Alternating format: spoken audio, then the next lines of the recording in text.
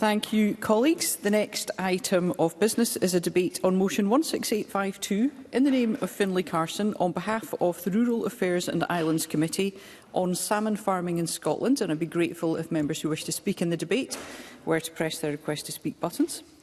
And I call on Finlay Carson to speak to and move the motion on behalf of the committee.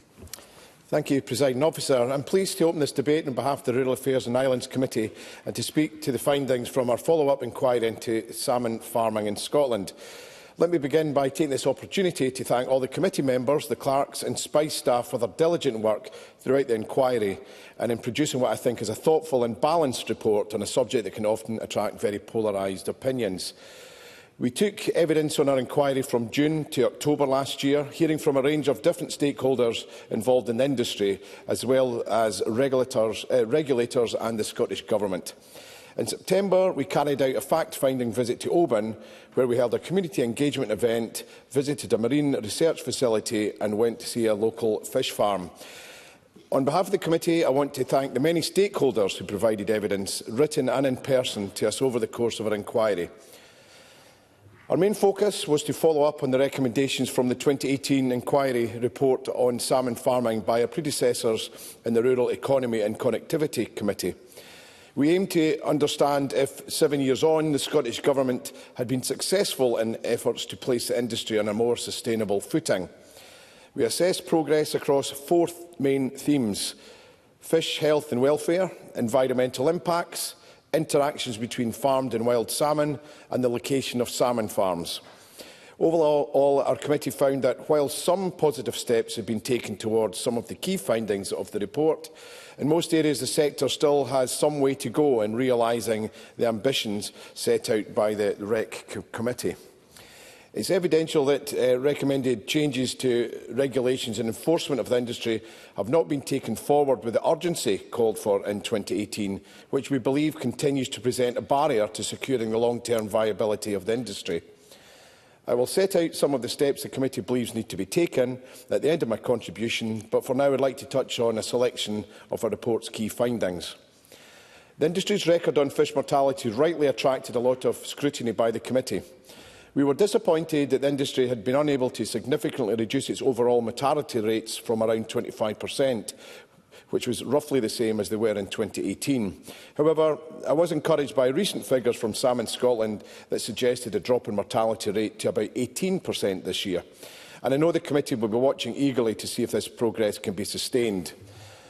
We also heard that the operating conditions for fish farmers have become harder in recent years as a result of the emergence of new environmental challenges, such as micro-jellyfish and other harmful impacts of rising sea temperatures from climate change. The committee suggested 3 interventions that could help to support a further reduction in farm fish mortality over the longer term. The first is by commissioning more research into the environmental causes of mortality to help the industry get ahead of future problems as they emerge. Second, we want to see greater transparency by enhancing how mortality data is collected and published by the Scottish Government through the introduction of mandatory reporting requirements. And finally, where farms are consistently failing to control mortality at their sites, the committee believes that the regulations must act to secure improvements in performance. That's why we've called on the Scottish Government to provide new powers for regulators to limit or halt production at sites which record persistently high mortality rates, and for these criteria to be set out in collaboration with the industry. It was regrettable that the Cabinet Secretary did not support the committee's proposal for mandatory reporting on the basis it would be an additional burden on the sector. I certainly would.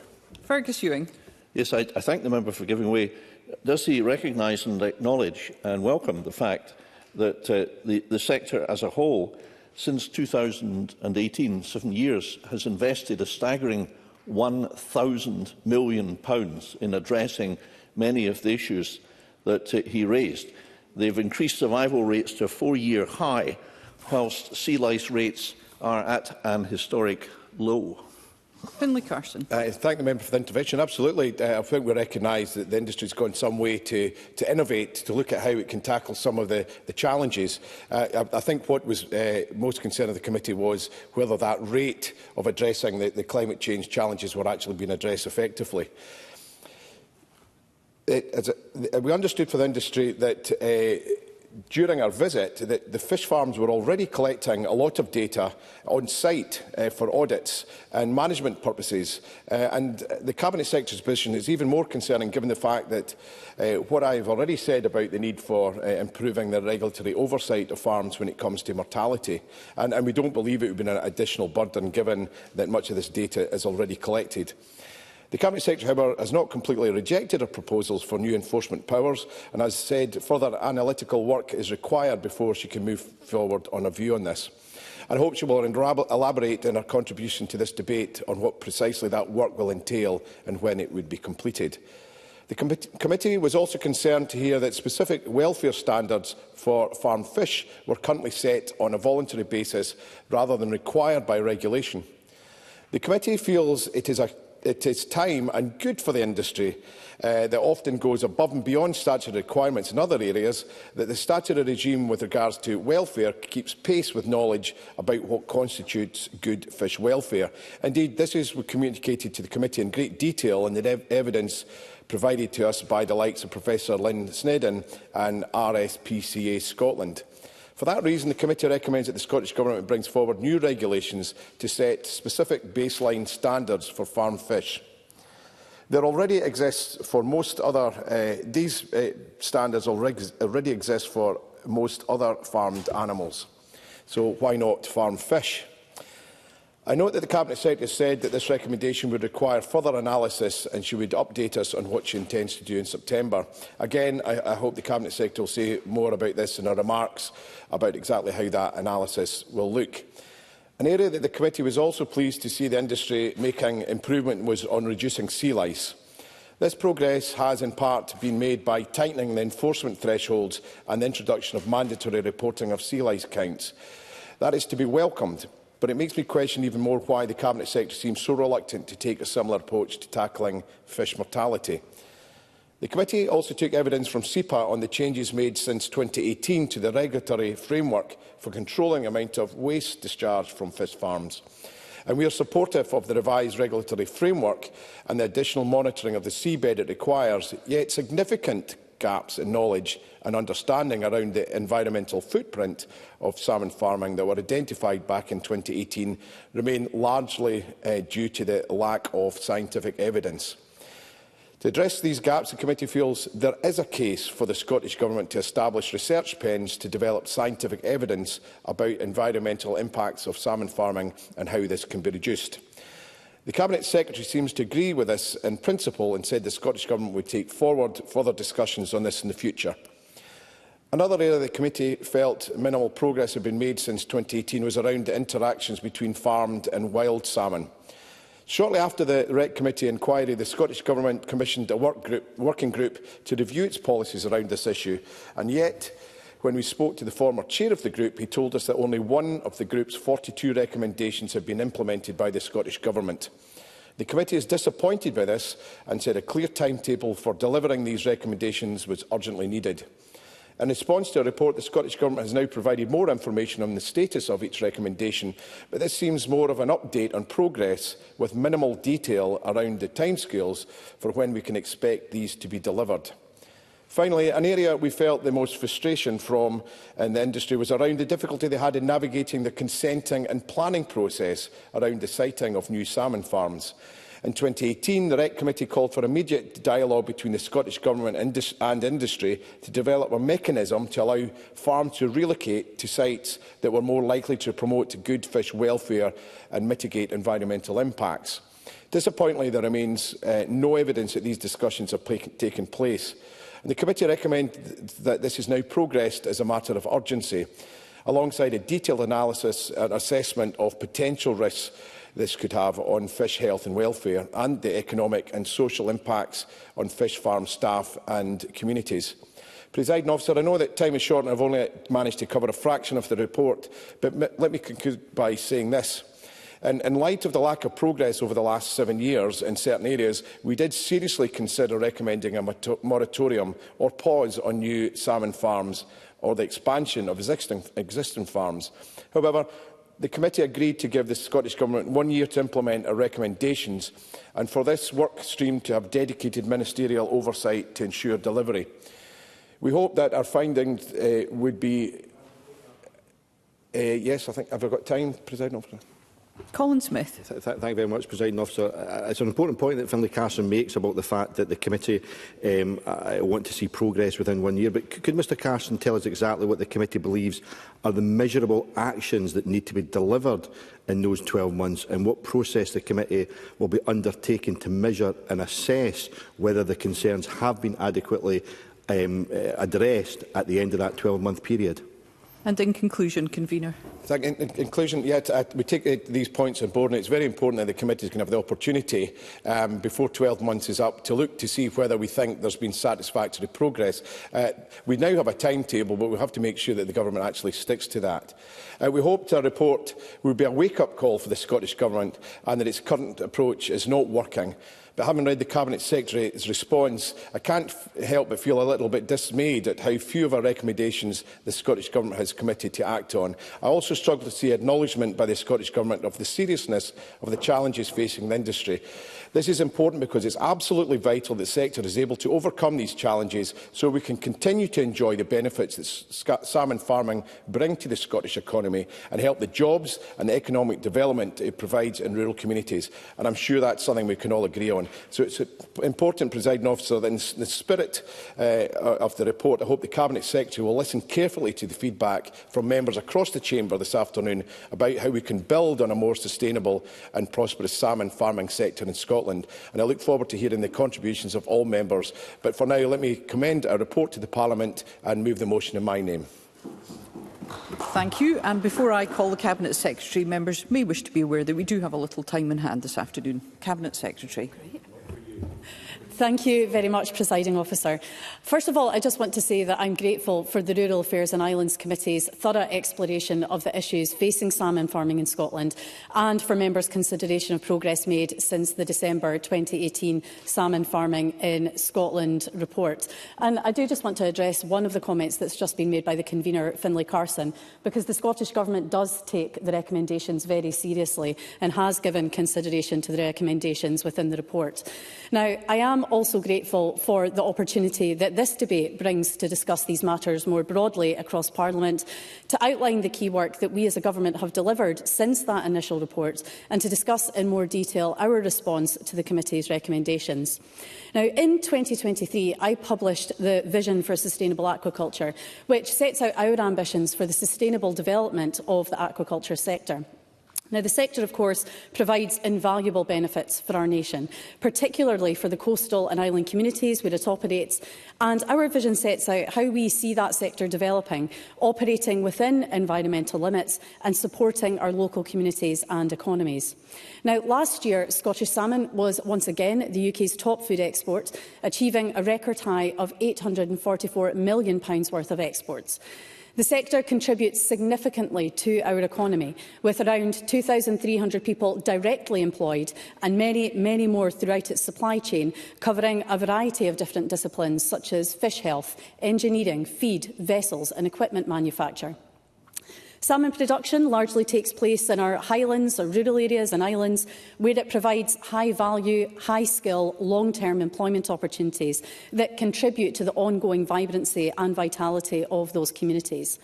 The committee heard evidence on the wide range of community benefits that the sector brings, including generating and sustaining direct and indirect jobs, the provision of housing, financial and in-kind support to local projects and community interests, and the underpinning of populations. Now, as we work to tackle the climate crisis and grow Scotland's economy, we look to enable the sustainable development of the sector. Now, I know that the committee would share my view, set out in our vision, that economic benefit must not be at the expense of our environment. Our strong regulatory framework already provides the important safeguards necessary to preserve our environment now and into the future.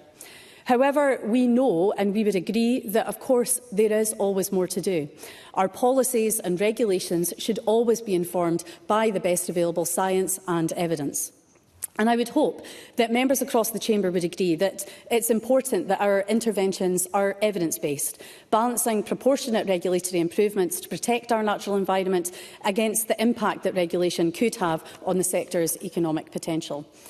Now, I'm sure that all members are aware that salmon farming is a sector which attracts many and varied stakeholder opinions. Oh, sorry, I see Beatrice Wishart would like to intervene. Beatrice Wishart. Thank you, and I thank the Cabinet Secretary for taking this intervention. It's been over a year since the Long Loch Salmon semi-closed containment project was called in for a decision by the Scottish Government. The length of time of waiting for a decision reflects badly on the planning system and could discourage investment in Scotland when we talk about economic development. The company still has no indication as to when a decision could be made. Can the Cabinet Secretary help in that regard? Cabinet Secretary. Unfortunately, I'm not in the position to provide Beatrice Wishart with an update on that, and as I hope that she can appreciate, I'm not the Minister responsible for dealing with that either. But what I would say is that I know that the report and the recommendations within that are being given that full and proper consideration, and I'm sure that a decision will be made as soon as possible. Now, it is absolutely right that all sectors, including salmon farming, are scrutinised and held to account. But in the case of salmon farming, where we know polarised opinions are commonplace, it's more important than ever to take the time to collaborate in shaping and delivering policies which ultimately bring people and communities together rather than divide them. I'm happy to take the intervention. Fergus Ewing. I'm very grateful to the Cabinet Secretary.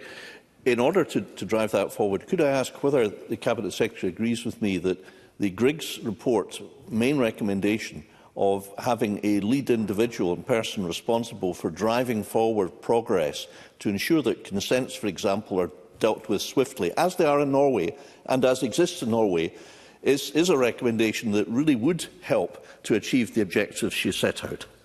Cabinet Secretary. Just to say, first of all, that I really appreciate the work that Professor Griggs had undertaken and the recommendations that he introduced. In relation to that consenting the consenting recommendation that he made, we are taking forward that work through the consenting task force, specifically to look at that and try and address those challenges there, because we know that that can be a more straightforward process. And I'm looking forward to the update on the consenting task group's work, which will be due shortly. Now, what I would say, and returning to my comments, that I was talking about the polarisation and how there are different views in relation to salmon farming. And what I would say in relation to the work that we're taking forward is that we have to collaborate and consult, and that takes time. And while I absolutely recognise the urgency in which the committee calls on government to act in this area, there is that need to build consensus on the way forward and, as far as possible, to build relationships. Because if we're to focus too much on pace, that doesn't necessarily lead to good outcomes. Yes. Finlay Carson. I appreciate the Cabinet Secretary, because you're not really getting into your flow with all these interventions.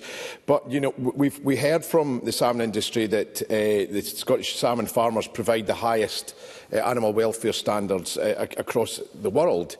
And we also know that the industry already collects a lot of mortality data. It shouldn't be any extra burden, because one of the reasons we have polarisation is a lack of confidence in the figures that are provided. So surely putting that on a statutory basis would give a far better understanding of how the industry is performing. Cabinet Secretary. Finlay Carson is absolutely right in terms of the transparency of the information that's provided, and there is more provided for salmon farming than there is for any other sector. I recognise there are difficulties, though, in translating how some of that data can be used and how it's communicated. But I want to make clear that I wouldn't hesitate to take action or to bring forward regulation if there was a problem with us getting that information in the first place. But there aren't any issues there, and it comes back to that point that I'm making, that any regulation we bring forward has to be proportionate. And that's why as I responded to in the committee, I wouldn't be intending bringing forward any regulations in that regard. Now, my response to committee carefully prioritises what I believe is achievable for government, but importantly for the range of partners we work with. We need to be cognisant of the cumulative impact of our work programmes on all stakeholders. And another factor impacting on delivery and affecting government in its entirety is the ongoing challenge of ensuring that we manage effectively within our means. And that means prioritising how and when we take work forward. That's why I want to be open and transparent about the balance that government is trying to achieve to ensure that we are delivering on the most important issues. And that means that while we work within resource constraints, we also have to continue to make careful and difficult prioritisation decisions. Now, another key point I want to touch on today from the committee's considerations, and which the convener, Finlay Carson, had touched on too, are the references and talk of moratoriums on either new sites or expansion at existing sites. Now, despite prior committee's findings that there were insufficient evidence to support a moratorium on future development and the significant progress that has been made since those inquiries, I was disappointed that the committee has signalled that it would like to revisit that issue in a year's time. Now, I do welcome the committee outlining that it wouldn't support a moratorium at this time, albeit I recognise not all members supported that position. But, Presiding Officer, there shouldn't be any question about whether we want salmon farming in Scotland, because we do. Any move towards some sort of moratorium would deprive Scotland of the benefits of salmon farming for our economy, our communities, without adequate justification that the potential environmental harms are not being managed appropriately. A moratorium could stifle the very investment in science and innovation that will ultimately support fish health, environmental and productivity goals. Now, we are committed to ensuring that Scotland is a good place to do business, with effective but proportionate regulation that protects our environment both now and into the future. We take matters of fish health and welfare and protecting our environment seriously, and I hope that my response to committee is clear on these issues and provides an insight into what work is being prioritised and when within the context of our work plan. Now, what I hope I've also managed to convey in my response is openness and transparency about the Government's intentions, and that we are being absolutely clear about what work we intend to deliver it, when we will deliver it and why. And having set that out and having carefully considered our response to the committee's findings, I hope that colleagues across the Chamber can see that we've committed to a number of actions across all areas, and that we take committee's time, deliberations and recommendations seriously. Now, we've already made significant progress on key areas, including reducing environmental impact, improving fish health and streamlining planning and consenting. And beyond that progress, I've committed to a range of further actions in my response to the committee. And while I don't have time to cover all of them this afternoon, I want to set out some of the priorities that we are taking forward.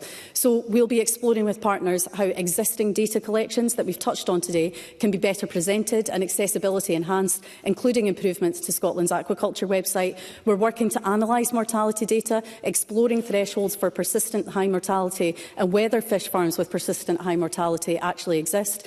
And based on the evidence the committee received, we'll be undertaking an analysis of options, including statutory and other alternatives, to understand how improved welfare standards can best be supported.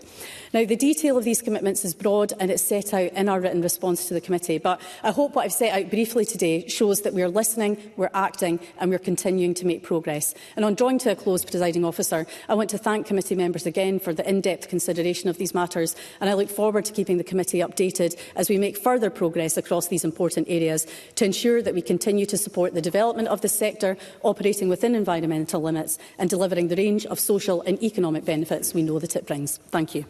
Thank you, Cabinet Secretary. And I now call on Edward Mountain.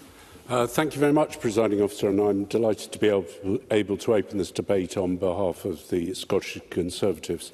Before I go any further, I want to remind Parliament of my register of interest, in that I have an interest in a wild salmon fishery, and I have done for 45 years. And I've been involved in watching salmon farming for those 45 years around the coasts of Scotland. I too would like to thank the committee for all the work they've done. I know how difficult it's been. I've been there before, I think, in the REC committee when we looked at this in 2018. And I'd like to also say at the beginning that, as a Conservative, I support businesses, and I support businesses that bring so much to Scotland's economy, whether it's employment or, and jobs and opportunities, or to the balance of payments of Scotland. However, let's be clear, those businesses cannot do that at any price. I think it would be wrong just to scoot past without reminding members of the fable of the Emperor's new clothes. If you remember, that resulted in the Emperor going out undressed because people were incompetent, they were gullible, and they pretended not to know what was going on. Well, I am none of those things, and when it comes to salmon farming, I won't be any of those things. The REC Committee told this Parliament in 2018 that there were things wrong with salmon farming. There were 65 recommendations that the REC Committee made, and I'm disappointed that the REA Committee now is looking at some of those recommendations again and having to acknowledge that a lot of them haven't been complied to. Now, I remember sitting on that committee and there being calls for a moratorium on salmon farming. And actually it came down to two people, I think, dissented from that part of the report where we didn't call for a moratorium. I actually was in the position where I was one of those that didn't want one, but my position may have changed. I'll give way to my colleague, Mr Green, who I think was on that committee. Jamie Green. Can I thank my colleague for taking my intervention? I was very keen to listen to today's debate, and I very much sat alongside the member during those deliberations in that report all those years ago. I'm still surprised to hear that many of those recommendations and issues have not been implemented or fully addressed. I find that deeply disappointing. I hope the government will respond to that in their closing. Edward Mountain. And I thank the member for that intervention, and his disappointment is shared by me. And I think if I'd known where we were today, I would have joined those people on the committee in 2018 who called for a moratorium, because it would have made the industry pay attention. And why do we need them to pay attention? Well, looking at the 2023 figures as published, I think it is 33,000 tonnes of salmon died. And we saw the use of antibiotics still going up at that stage. In fact, it was a 24% increase, according to the Veterinary and Medicine Directorate, on the use of antibiotics that had been used in 2017. Now, the industry will say that that went down the following year, but the issue is, overall, it's still rising. And let's not forget, if we look at those figures in 2024, let's look at those. Maui lost 600,000 fish in the first 9 months of the year. And they were quickly followed by Bakkafrost, who lost 543,000 fish in the year. That's a huge amount of fish being lost. And I don't believe that there should be any excuse. And I'm a farmer. I know what it's like. I know where there's breeding. I know where there's farming goes on. There is also a certain amount of dying. But let's be clear. These fish that are put to sea, and those are figures of 25% of dying when they go to sea, are probably the most mollycoddled animals that you could have. They're given treatment before they go out to stop them getting sea lice, and they're looked after carefully in the pens. If I have time, I will give way to the Cabinet Secretary. Cabinet Secretary. Now, I appreciate what members have said so far today about the mortalities, and I don't think anybody's willing to accept the level of mortalities that there are. But would the member also accept some of the variety of reasons that can lead to such mass mortality events that can be out with the salmon farmers' control, whether that's algal blooms or micro jellyfish and some of the other issues that we've seen emerge? Edward Mountain. I do, of course, accept that fact, and as a farmer, I'm well aware of that. Let me give you an example. On the farm, sometimes we get something called blackleg. We don't always get it. If you get it, it's going to kill the animals. So what you do is you stop producing them in that area, move them to a different area, reduce your stocking, and look at ways of preventing it. And the problem is the industry hasn't been doing that. It just continues to keep going. So would the member take another intervention? I'll take one, if I have time, Presiding Officer, I'll take it. Cabinet Secretary. I appreciate the member taking another intervention, but in the evidence that the committee heard, though, I think there was one example that was used of a specific mortality event that happened because of micro jellyfish, where they didn't see them again for another 20 years. So would he still accept that, what he's applying wouldn't then work in that type of situation? Edward Mountain. I would indeed take that there needs to be adaptable controls in particular areas, but if you look at Kishorn sites A, B and C, they have continually a high mortality rate, and that therefore has to question whether that's appropriate. And let's also be clear that the Ray Committee made demands that mortality should be reduced. And it was clear in those recommendations. And when I attended the committee, which I did, sorry, the REC Committee made that, the Ray Committee, when I attended there, and I attended nearly every single session, we heard from industry that they were only predicting reducing mortality in fish farms by 2% every year. Now, the figure that was quoted today was a mortality rate of in 2018. Well, let's go back to 2017 when we looked at it. The mortality rate was 17%. If we are to get back to that figure of 17%, and the industry is only going to reduce mortality by 2% a year, that means we've got to wait 19 years to get back to a mortality rate that was judged by the REC Committee to be unacceptable. And I think the Ray Committee's recommendations are really commendable. I like the idea of a roadmap. I'm disappointed we never had it before for the 65 recommendations of the Rec Committee. I'm pleased that mortality should be much more open and consistent. I'm pleased to see that there's more concerns about waste discharge. And I think the point is that what we're trying to achieve across all of these committees and all of these reports is the industry being a good neighbour, not just a good neighbour for wild salmon, but a good neighbour for the other industries that work around their pens.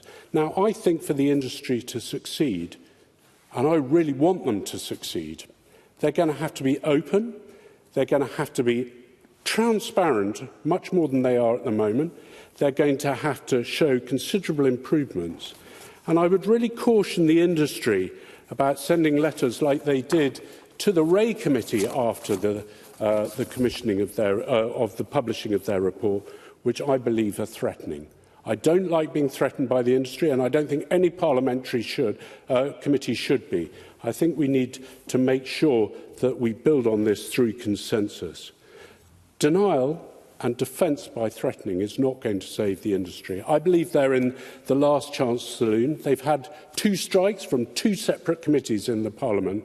I hope they're going to succeed, but they're going to have to do a lot more than they're doing at the moment, Presiding Officer, if the industry is going to remain as it is at the moment. Thank you.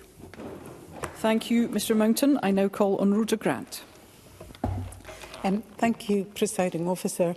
This report was difficult to compile because there was an appraisal of changes put in place following the previous committee report. And it was difficult to measure change because the challenges facing the industry today are different from those that were facing the industry during the time of the previous report. But what had not significantly changed was transparency, regulation and governance.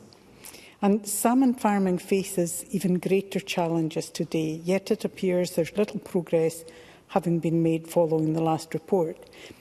It's for government to improve regulation and reporting, but time and time again we discovered information that had not been published in a timely fashion.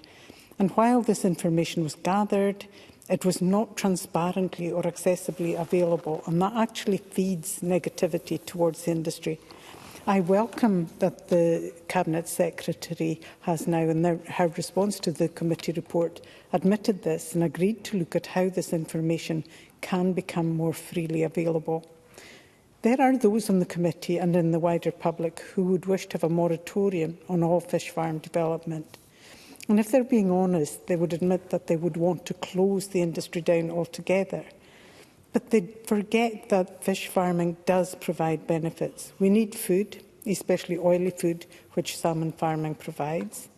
In rural parts of Scotland, where these farms are based, there is also the need for the jobs the industry provides. I recently read in the West Highland Free Press that a company in Skye, Organic Sea Harvest, had stopped farming at 2 of its farms in Skye, and this will lead to a loss of 16 jobs in a part of Skye where local population retention is really challenging. These are the direct jobs, and I fear there will be more jobs in downstream support industries locally. And that, with an already overheated tourism and second home market, where local people struggle to get a foothold in the housing market, these jobs are essential to allow them to do that. And from press reports, I understand the reason that this has happened is due to our slow and clunky planning process, with blame lying at the door of Highland Council and the Scottish Government.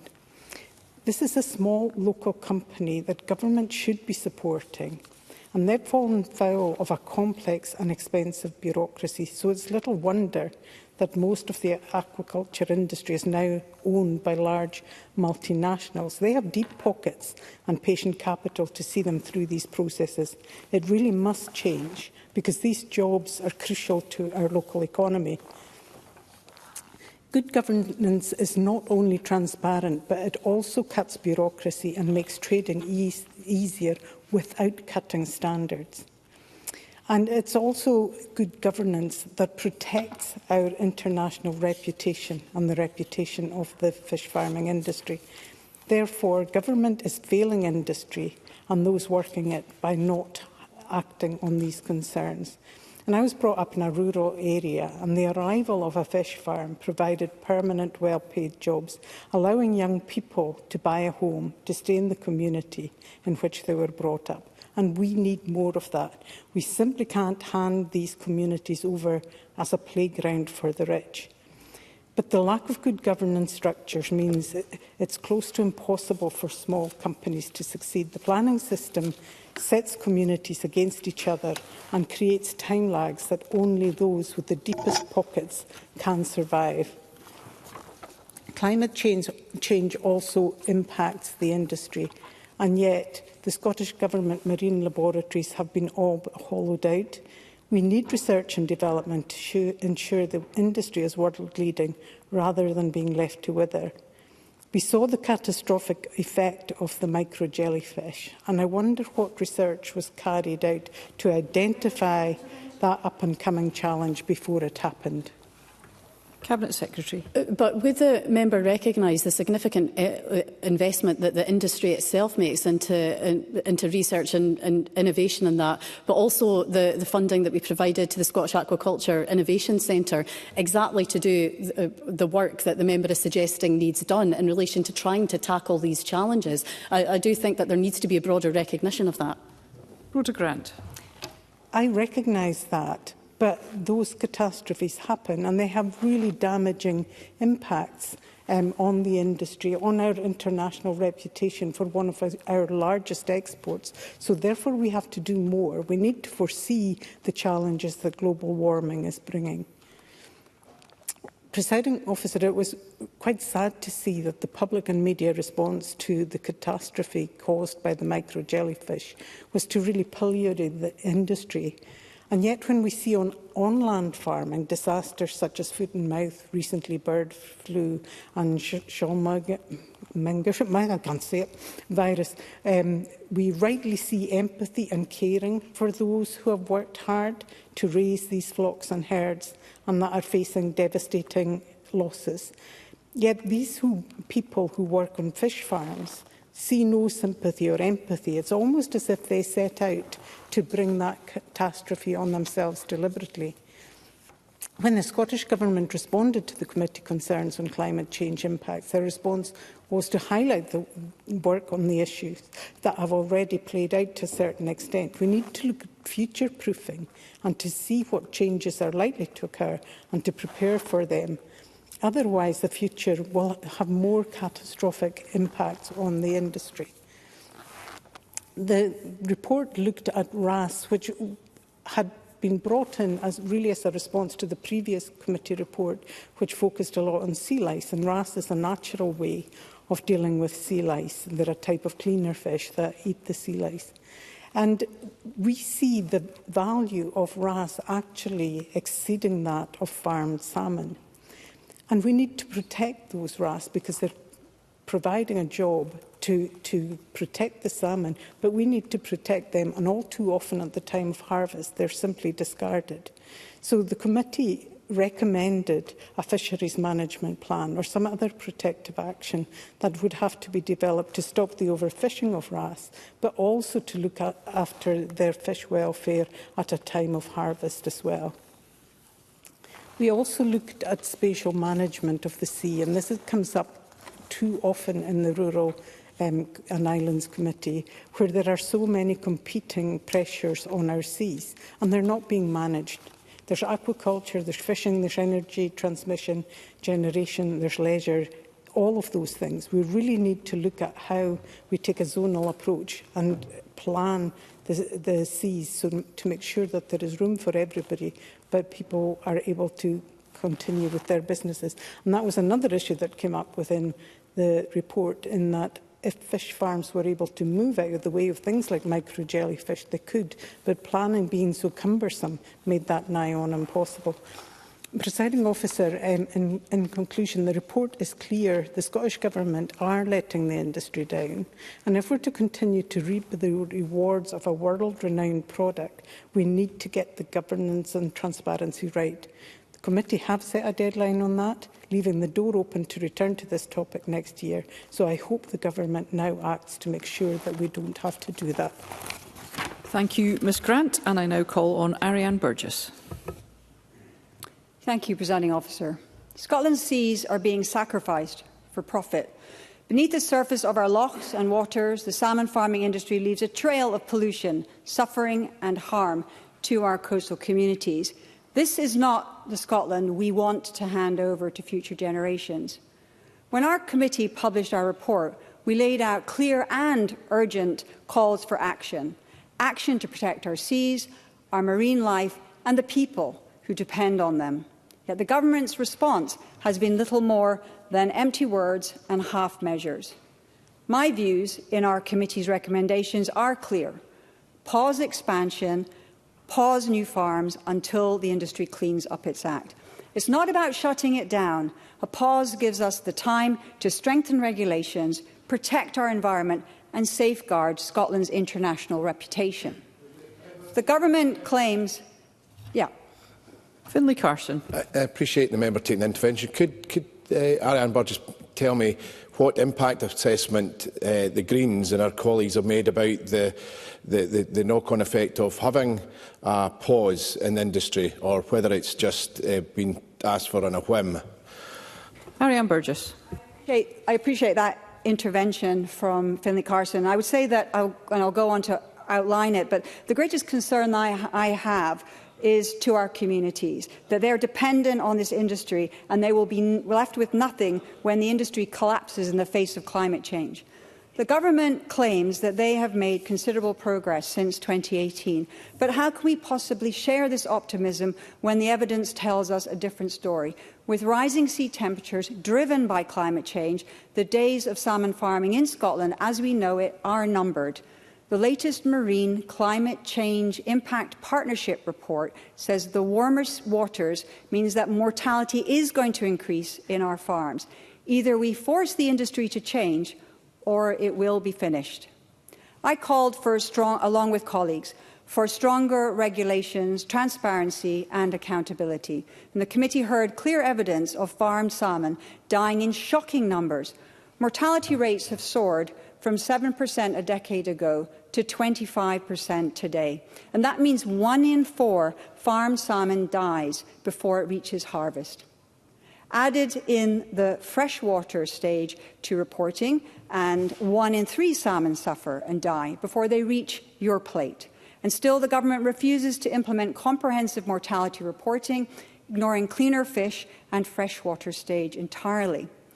Without full transparency, how can we possibly hold this industry to account?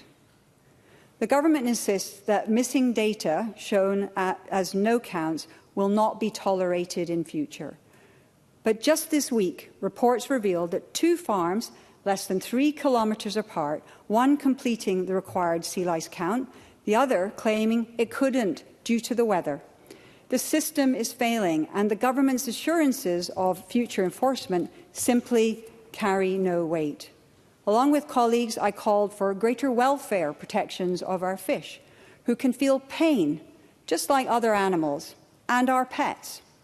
Our neighbouring nations have moved towards higher welfare standards, while Scotland clings to voluntary schemes that leave millions of fish unprotected. I called for greater protections for cleaner fish, the wrasse and the lumpfish used to control lice. These species are taken from the wild and placed into cages by the millions, only to die in appalling conditions. This is wholly unethical. We don't even have public data on how many wrasse are being caught and where from. Along with colleagues, I called for effective monitoring of the marine discharges, the chemicals, waste and pollutions flowing into our seas, with years going unchecked. These are not small numbers. Waste from one farm can be the equivalent to a town of 49,000 people.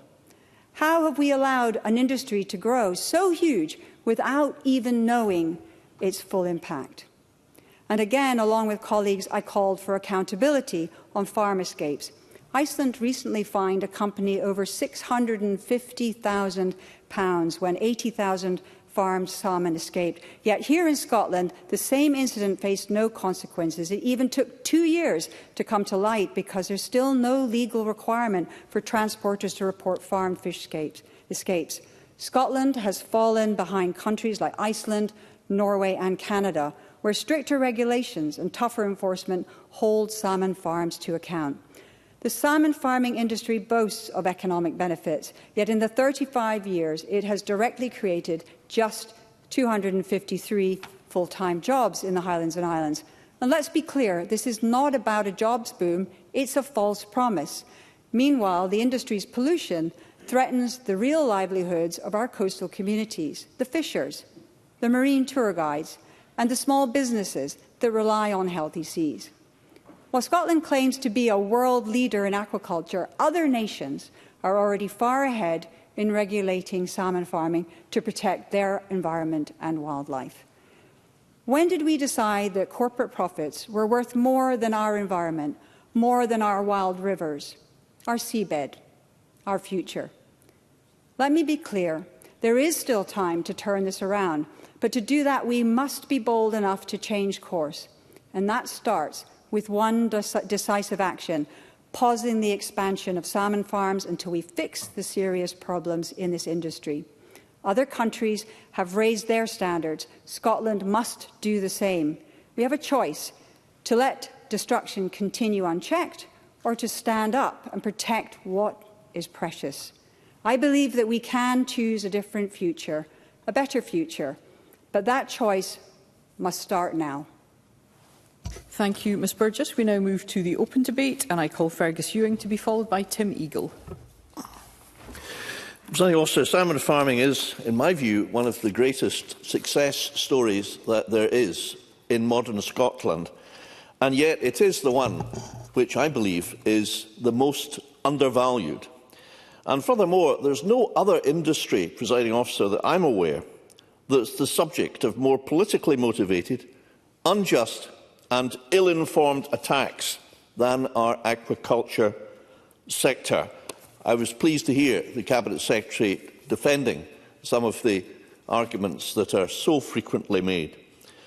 In my own patch in Inverness, we have the headquarters of Gale Force Marine, founded 40 years ago by the then young Stuart Graham, and which is now operating internationally with great success and the highest standards. The industry has invested over past years massively, arguably more than any other industry in Scotland, £1,000 million. And Salmon Scotland in the briefing do say that they provided evidence to the committee that this investment has resulted in a significant improvement in fish survival, as well as record low levels of sea lice, and recently published government statistics reiterate this. But sadly, they say that the report did not cite this evidence provided by the sector and the Scottish Government regulators. Now, I've discussed this with industry leaders who I know quite well from my period in the Cabinet Secretary's role, and I've discussed some of the issues and some of the achievements. And I do think that they do need to perhaps blow their trumpet a little more loudly and frequently, because they have taken action to cut mortalities. They have successfully tackled sea lice. They have had, as the Cabinet Secretary rightly indicated, matters entirely without its control which have led to great problems. But they haven't ignored them. They've tackled them. They've relocated farms. They've had... Of course I will.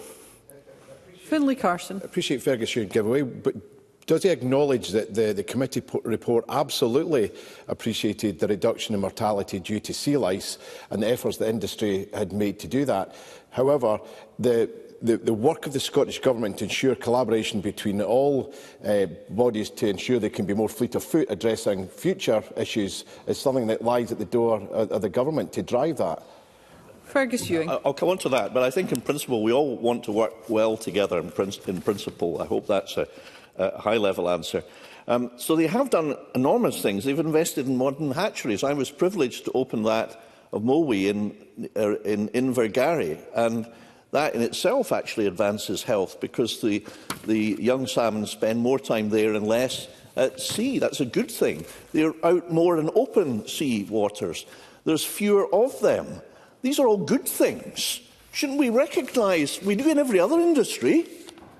Why is this industry singled out for such rampant abuse? And I do want to say that Ariane Burgess on Tuesday said, and I quote, "Over the past 35 years, only 253 new roles have been created in the Highlands and Islands." This is utter nonsense.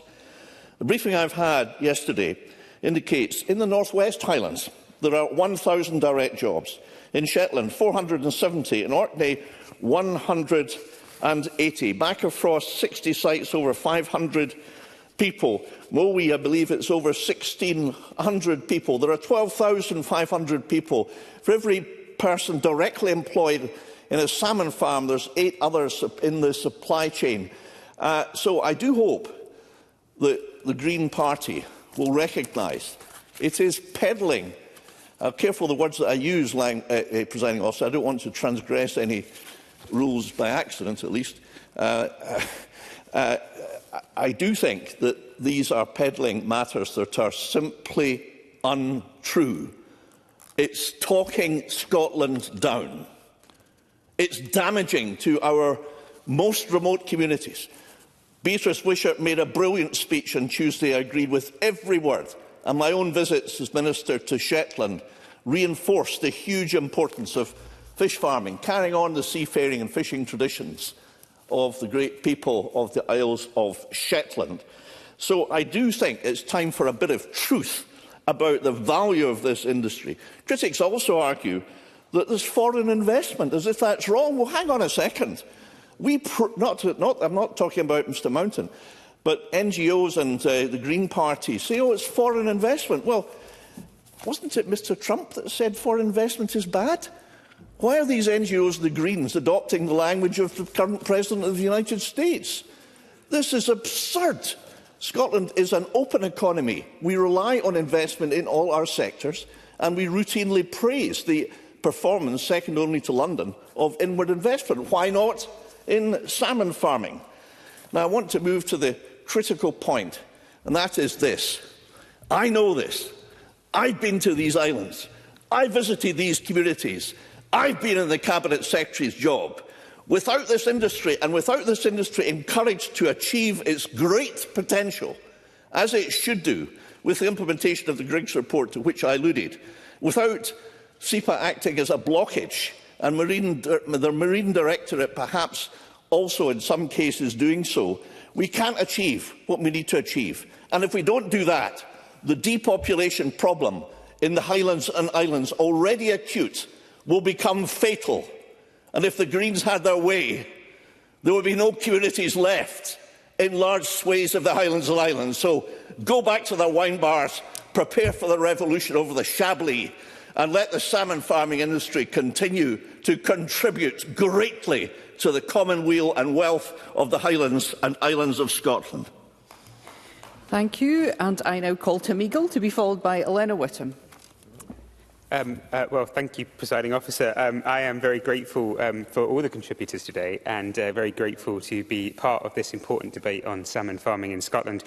Now, much of the work, in fairness, went into this report before I joined the Rural Affairs and Islands Committee late last year, so I thank all those who have served on the committee for their work and the many who gave evidence. I just want to reply to Fergus Ewing there. From the outset, I want to be very clear that the Scottish Conservatives understand the economic importance of Scotland's salmon farming sector. And we want to support the sector where possible. You're absolutely right. Over 2,500 people directly employed, a historic high of 844 million in exports last year. There is no doubt that this is a success story for Scotland. But, and there is a wee bit of a but in there, it's not much of a but, but it is a wee bit of a but, the Scottish Conservatives also want to see the highest standards of fish welfare, which is not just important for ethical reasons, but it is also vital to maintain the high standard of the salmon products that we produce. And as a result of that, protect the globally recognised provenance of Scottish salmon. What I don't want to happen is that there be negative stories that ultimately come out if mortality continues to increase or if diseases continue to increase, and that then put down an industry which is so vitally important to Scotland. So it's absolutely not, Fergus Ewing is right about putting down the industry. We must protect it, but we must also make sure that it is there for the next 10, 20, 30, 40, 50 years. Finlay Carson. Finlay Carson. I thank Tim Eagle for giving way. Will he recognise that in many parts of the industry we're already in Scotland seeing a performance above the regulatory baseline, if you like, and reaching world standards when it comes to welfare and reduction in chemicals, and that the government, by increasing the bar, might increase confidence in industry and actually show it to be one of the world leaders. Tim Eagle. Well, actually, I do completely agree, and I'm sort of slightly coming on to that, because there is that role between government and, I mean, I'm not for massive regulation, I'm for small state, but there is that role for government to play its part in making sure that industry is sustainable to the future, so I agree with you. Now, there are a few key parts of the report that I just want to quickly touch on. It's too large a report to touch on anything, and I don't have time to touch on everything, but there's a few key parts I do want to touch on. Mortality is a very serious issue. Mandatory mortality reporting to the Fish Health Inspectorate is a positive, so we can all ensure that significant events do not occur, and when and if they do, everything is done to work out why. The government has said it will look at issues around persistent high mortality and look at regulatory powers to limit or halt production at sites with high mortality rates. That is welcome, and I look forward to seeing that progress. Now, there are a number of serious concerns raised around welfare. I welcome a new assessment of options, which will be completed prior to the September update to committee. It is vital in any farm system, and my colleague Edward Mountain mentioned this, that there is robust health and welfare standards in place, which include good monitoring and ensure long-term sustainability and ethical management practices. The use of RAS was an important discussion for the committee. RAS plays an important role in their natural habitats, helping maintain the balance of marine ecosystems. For this reason, they are widely used in aquaculture as an alternative method of controlling sea lice to chemicals. Now, the committee heard evidence that almost a third of cleaner fish die within a few weeks of being deployed in marine pens. But more worrying than that is their great concern about the impact of the catching of wild wrasse is having on other fish stocks and the health of our marine ecosystems. The Scottish Conservatives recognise that in light of the Scottish Government, recognised that in light of the evidence from the University of Glasgow's report on wrasse, that an assessment of the fishery would take place before the opening of the season in May 2025. Now, I don't know if the Cabinet Secretary is speaking again, but it would be great to hear, perhaps in a closing speech from the Government, more about that assessment, and if not, perhaps a letter to the committee, if that was possible. It is disappointing to see that the government don't support the collection of data which would include wrasse mortality. I recognise the industry is actually putting a lot of data forward, in fairness, but it would have been nice to know what wrasse mortality would have been like. And data would have given a useful insight into how efficiently or otherwise wrasse are currently being used by the sector. I would also note it's absolutely vital that we remember the massive importance of wild salmon to our natural environment. 2023 saw the lowest wild salmon catch since records began, a 25% reduction compared to 2022. Now, I come from areas with rivers that once teemed with fish. It is devastating to see our rivers now near empty. The farm salmon industry, like all of us, and I'm not blaming the farm salmon industry, but like every one of us, has its role to play in ensuring that genetics are not mixed with wild salmon through escapes, and where wild and farm salmon might cross paths, that habitats are healthy. Presiding Officer, the committee stopped short of causing for a pause or moratorium on new site expansion, but there is no secret, as the Cabinet Secretary mentioned, that this was being called for by various groups and individuals. For the protection of our wild fish stocks, our communities and the farm industry itself, and that is the most important point I want to press, it is absolutely vital that the recommendations of the committee's report, along with the response from the Cabinet Secretary, is completed. It might be we need to put in place more regulation. It might mean sites need to move further offshore. It might mean some areas are no longer suitable. But it is through discussion and action that we will ensure, as Fergus Ewing has described there, a sustainable, thriving salmon farming sector for all that are involved. Thank you. Thank you. And I now call Elena Whittam to be followed by Emma Roddick. Thank you, Presiding Officer. Salmon has become synonymous with Scotland at home and the world over, whether it is idyllic scenes of fly fishing on our rivers for wild salmon or enticing restaurant menus featuring farm salmon as part of our world-famous food and drink offer. As part of the Rural and Islands Committee follow-up inquiry, it was important that we kept sight of the significant value of our salmon to our economy and our communities, but it was also imperative that we took a hard look at where improvements need to be made to protect the welfare of fish and planet, but also to protect the industry reputation and longevity. In the time I have, I will focus on three areas important to me, namely wrasse and lumpfish cleaner fish, and the need for species-specific legal welfare standards for farmed fish, and indeed those wild-caught fish used as tools by the industry in such settings, and finally the issue of interaction with wild salmon. Our report makes a number of recommendations around wild wrasse fishery, closely associated with salmon aquaculture sector, recommendations I fully support around about data, transparency and calls for a fisheries management plan. The wrasse fishery is lightly regulated, but those regulations do require a closed season between the 1st of December and the 30th of April each year. The Marine Directorate have said that the closed season should align with the spawning season, which is best practice for sensitive fisheries like wrasse. However, the Marine Directorate have also published, via an FOI, a detailed paper on this subject. It was produced in 2017 by the Centre of Environment, Fisheries and Aquaculture Science, which sits within DEFRA. That paper, called Northern European Wrasse, Summary of Commercial Use, Fisheries and Implications for Management, shows that the Scottish wrasse fishery is almost precisely open when it should be closed, and closed when it should be open. Salmon aquaculture uses 5 wrasse species. 3 of those, cork wing, rock cook and cuckoo wrasse, easy for me to say, spawn exclusively during the open season. It also open season for 4 of the 5 months when the other 2 species spawn, that's Gold Cinny and Ballan wrasse. But this isn't the case in English waters. For example, in response to this report, the Devon and Severn IFCA closed the wrasse fishery between April and mid-July to ensure maximum protection. There are real risks here. Wrasse are not just economically important to the salmon industry, they also, as we've heard already today, protect crucial habitats for spawning species, both commercial and non-commercial. There will be economic and ecological consequences if wrasse stocks crash. I therefore hope that the Minister can confirm today that future management of this fishery will respect the close season indicated by the 2017 CFAS paper. Presiding Officer, I also encourage the Scottish Government to consider fully the report's recommendations to bring forward additional regulation and official guidance under the Animal Health and Welfare Act in order to set specific baseline standards for the welfare of farmed fish.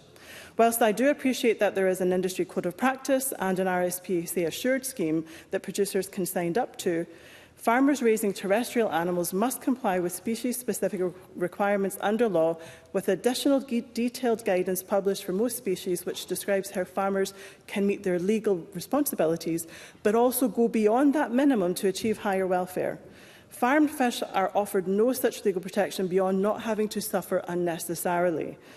And I know there has been significant investment by the industry to grapple with persistent welfare issues of farmed salmon and cleaner fish, but I believe it is imperative and morally just that these animals are protected in the same way that we protect those that reside on the land.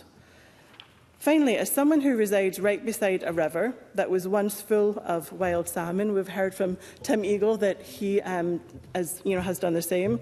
I urge the Government to publish an updated timetable for the implementation of the agreed recommendations from the Salmon Interactions Working Group. When asked about the interactions between farmed and wild salmon and the delays in implementing the Working Group's recommendation, the Cabinet Secretary did tell the committee that she recognises the criticism that progress has not been fast enough. Stakeholders such as Open Seas have also stated that the open net pens used in the marine stage of salmon farming can lead to impacts on the marine environment, with sensitive habitats and species being of particular concern. Open net pens allow the free exchange of water, but also allow discharges from the pens, including waste, chemical treatment and sea lice, and can lead to escaped salmon, which then interact with our wild and endangered salmon species. Remember, wild salmon is a red endangered species. We do not want to lose that iconic species that draws lots of tourists from right round the world. Closed pen technology could actually directly address these concerns by minimising environmental impact and protecting Scotland's wider marine ecosystems, fisheries and tourism industry. And I ask the Government, like other colleagues have asked, to urgently work with the industry to innovate in this area. We've got companies that are ready to actually start deploying such technology. And this is really crucial given if we consider our rapidly warming waters, as we have heard. Industry can do as much as they can with the technology that they have today, but that is not going to address the fact that our waters are getting warmer. They're going to have to contend with that. And I think closed pen technology could help in that respect. Thank you very much, Presiding Officer. Thank you, Ms Whittam. We now come to the final speaker in the open debate, Emma Roddick. Around 6 minutes. Ms Roddick. Thank you, Presiding Officer. I first want to say that I genuinely enjoyed taking part in this inquiry. It felt like proper scrutiny work. We had really tricky bits of contradictory evidence given to us. We were asking questions that we didn't know the answers to. And throughout the process, I changed my mind a few times, going back and forth with colleagues from different parties. So I do want to say a huge thank you to my committee colleagues, to the clerks, Spice and everyone who came forward with evidence for us. On to the less positive bit. I am a huge fan of Scottish salmon. It's delicious. I love it with scrambled eggs, and I've questioned a lot during this inquiry how much damage my enjoyment of salmon has done. And I don't want that to be the case. I want this industry and this product to be one that Scotland can be proud of, that I have confidence in and can tell others is an ethical purchase. Looking at the issues, the mortality rates of farmed salmon are of great concern to me, and it's particularly frustrating that many different types of death don't have to be reported. The Coastal Communities Network highlighted in evidence that the current Fish Health Inspectorate data excludes all deaths below the weekly thresholds of 1.5 or 1% of salmon in each farm, depending on their weight. Any smolts that die in their first 6 weeks at sea, as so many die when they're first put into saltwater, and mortality in the earlier freshwater stage, during which more than 30% of fish often die before the survivors are put out to sea. So thanks to that, I could not say with confidence at any stage in the inquiry that I actually have a full understanding of the true scale of deaths in the salmon farming industry. And it's all very well to point to the quantity of data available, but I'm far more concerned about the quality of data, because I was frustrated by it. Many who gave evidence were frustrated too, and it's a complaint of many constituents who have reached out because they've been unable to pin down the true impact of nearby farms. We did discuss in detail that much of the drivers of salmon mortality are not within the control of farmers. They can't reasonably predict or prevent climate change, extreme weather, jellyfish and algal blooms, but that doesn't change the number of dead fish on the farms. The stark difference in average mortality between Shetland and Argyll farms and the difference in risk of interactions with wild salmon between these areas also suggests to me that some places are just more suited to hosting salmon farms, and I hope that progress on marine planning in future might give greater clarity both to the industry and affected communities. I'll take an intervention. Edward Mountain. And I thank the member for taking an intervention, and I apologise I can't remember the number of the recommendation in the REC Committee report. But one of the recommendations was that salmon farms should move further offshore, so there was greater churn in the sea and a chance for temperatures to be kept lower and less likely to attract some of the pests and jellyfish that are attracted inshore. Doesn't seem to have happened. Does the member think that that would be a useful way of reducing mortality on salmon farms around Scotland? Emma Roddick, and give you the time back. I think there is disagreement on offshore, onshore, the distance that's best suited for salmon farms, but certainly overall there needs to be more thought put into the space in marine areas and how we use them. And I think that it's very clear some places are already warmer than others, and given climate change we should be really thinking about the best place to be placing salmon farms.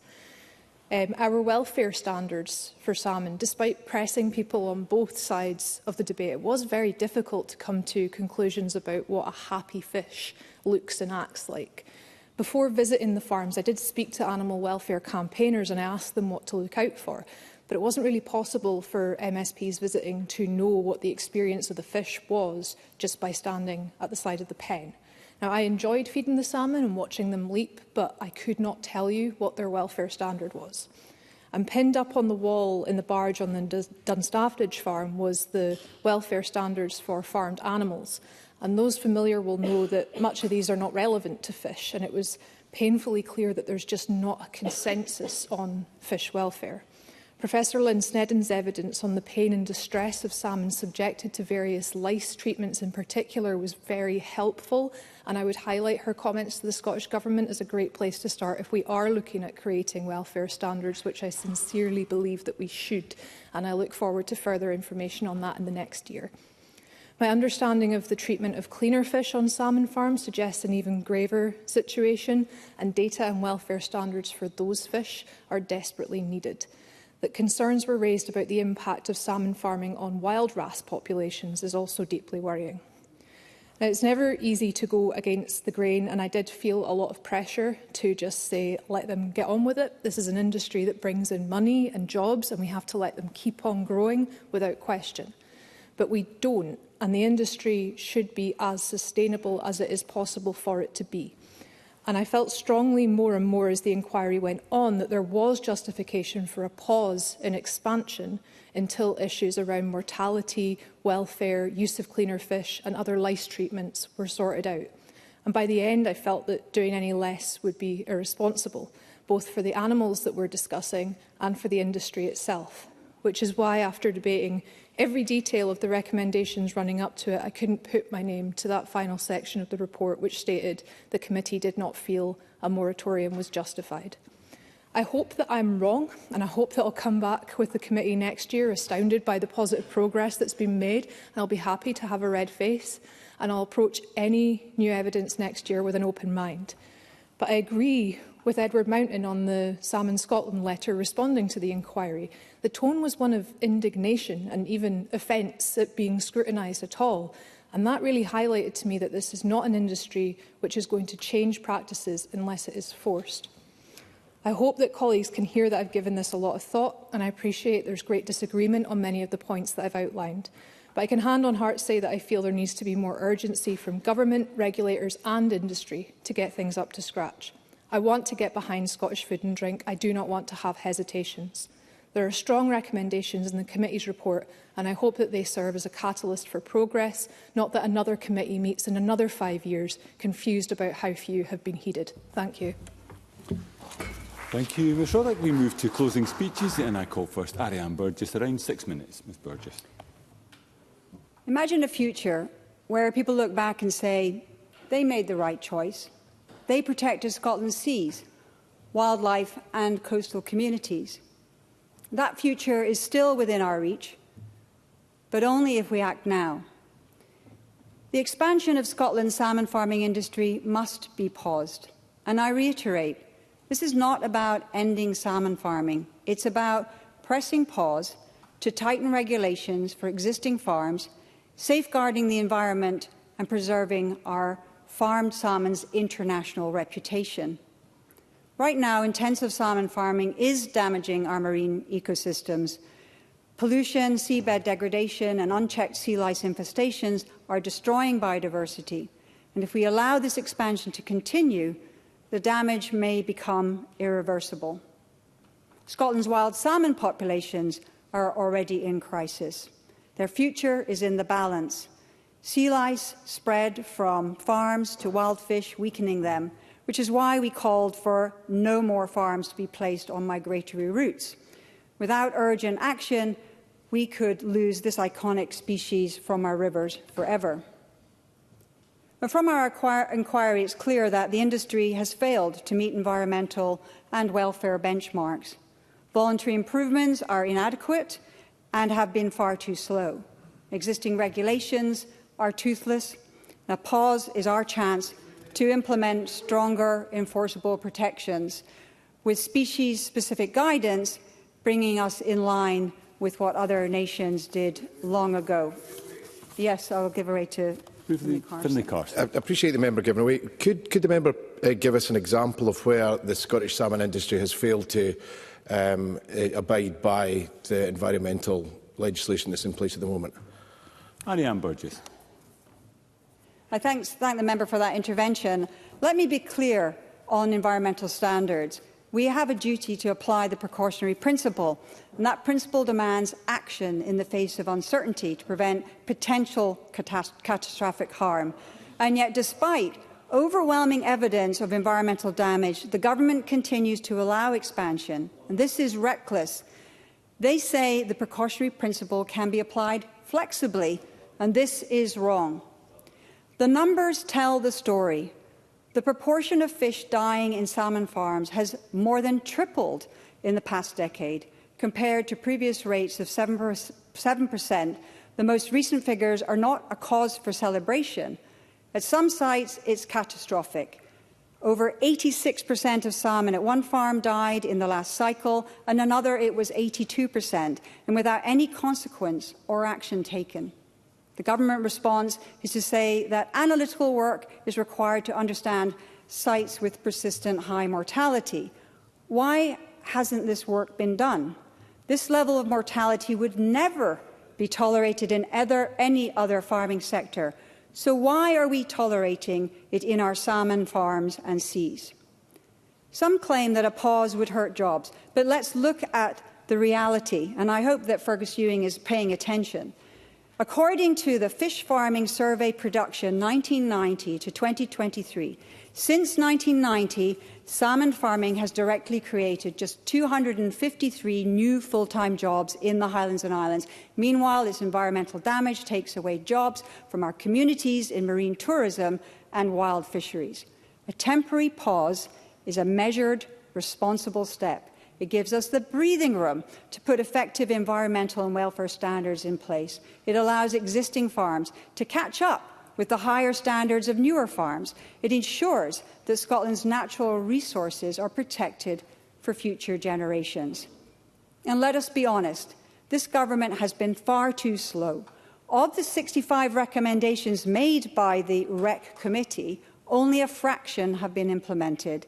We called for action on those and more, and yet it still asks for more time. The government evades responsibility and asks us to trust this industry to act in the best interest of our salmon and our seas. But we've seen the millions of dead fish, we've seen the environmental harm, and most recently, their own appeals against sea lice limits, none of which gives us confidence in this trust. The government talks about being world-leading, yet refuses to set mortality targets.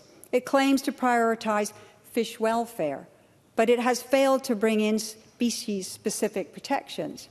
It says it is protecting wild salmon, but refuses to penalise sea lice numbers, escapes, or stop new farms on migratory routes. We cannot allow this destruction to continue.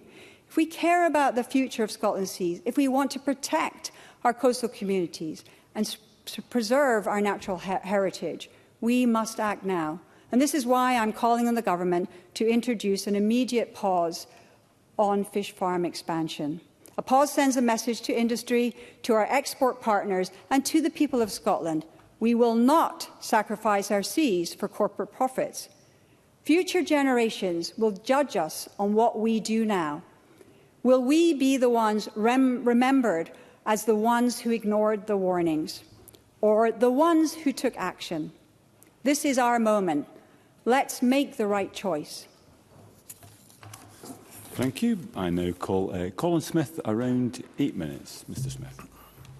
Thank you, Presiding Officer. In the last Parliament, I was a member of the Rural Economy and Connectivity Committee that carried out the inquiry on the salmon farming industry nearly 7 years ago. I was one of it was one of two thorough reports at the time, the other from the Environment, Climate Change and Land Reform Committee the year before. So I welcome the work of the current Rural Affairs and Islands Committee in following up that report, and I thank the committee members for that work. But reading the findings, it really is a case of déjà vu in far too many areas. As a member of the REC Committee in 2018, I was one of the two members Edward Mountain referred to who dissented from the committee conclusion to completely reject a moratorium. The committee report recorded my view that, and I quote, "A moratorium should be considered if sufficient progress is not made to address regulatory deficiencies and fish health and environmental concerns." I did so not because I was arguing for an immediate moratorium at the time, but because I had no faith that the government or the industry would properly address the regulatory and welfare failures our committee highlighted at the time, or at the very least they would not do so unless a moratorium was a serious option that could be considered. It gives me no pleasure to say that 7 years on, that now seems to be the view of the majority of the successor committee. The committee are right to condemn the slow progress in improving the environmental impact and governance of the sector, and they are right to highlight the fact that dozens of the recommendations from the REC Committee 7 years on have still not been implemented. Animal welfare charity One Kind say in their submission, and I quote, "There has not been meaningful or urgent action and the status quo is still very much evident in terms of animal health and welfare." Salmon deaths have reached the tens of millions over recent years.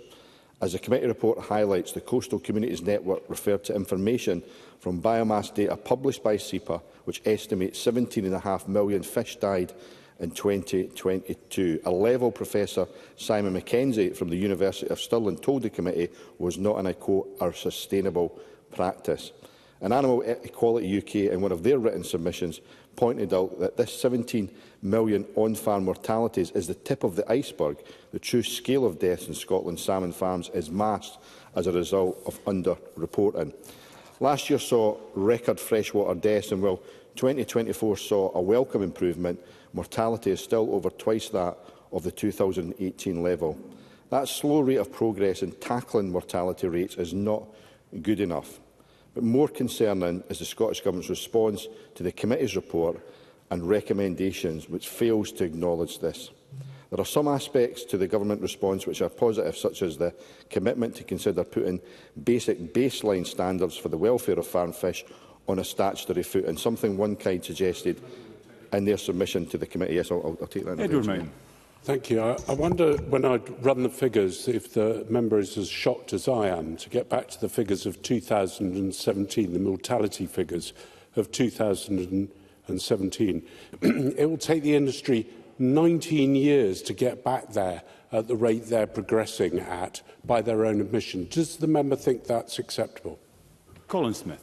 I certainly don't, and my concern is we may not get back even to those particular levels, given some of the issues which we'll come to in a second. And I do fear the Government fails to acknowledge the scale or the gravity of the serious challenges facing the industry and the welfare consequences of that.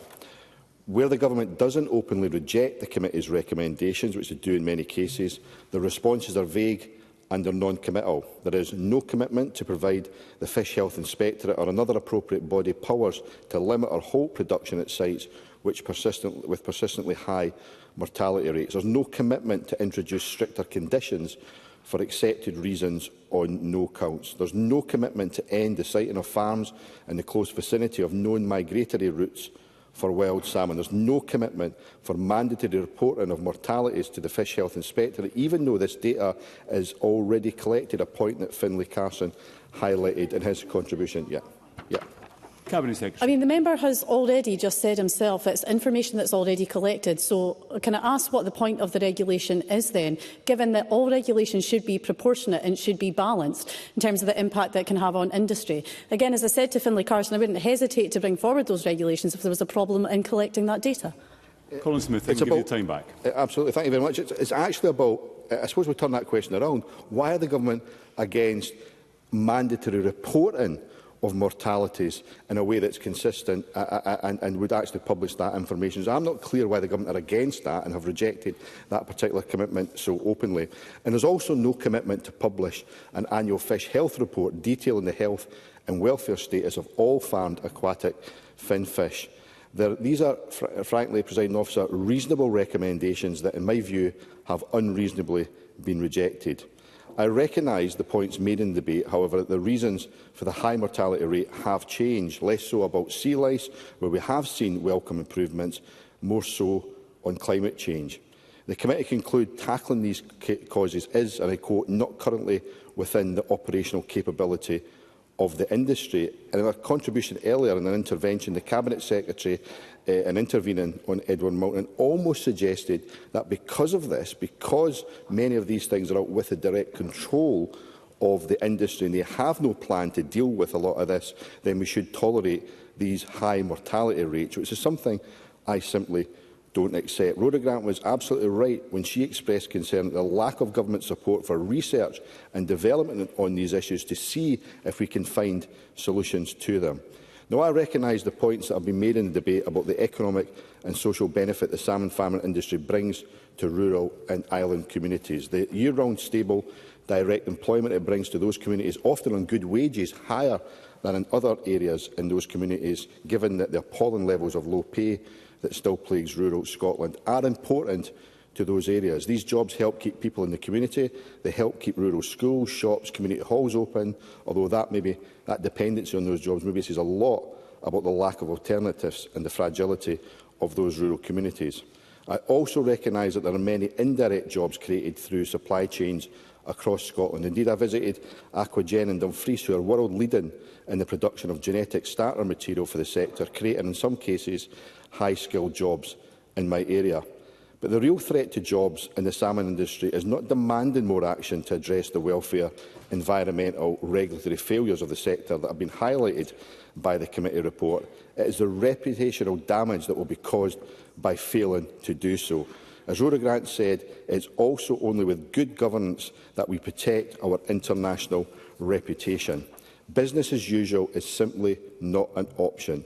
The future of the sector, sustaining the jobs it creates, requires that we hold the industry to the highest environmental standards, that we ensure the sector takes animal welfare and aquaculture more seriously, that we demand the government puts in place the regulatory framework to achieve that, rather than simply shrugging its shoulders over these mortality rates. The changes called for in the committee's report aren't about placing unreasonable burdens on the sector, they're about supporting the industry to make necessary improvements. Presiding Officer, it isn't every single person raising genuine concerns about the status quo simply being anti-salmon or anti-industry.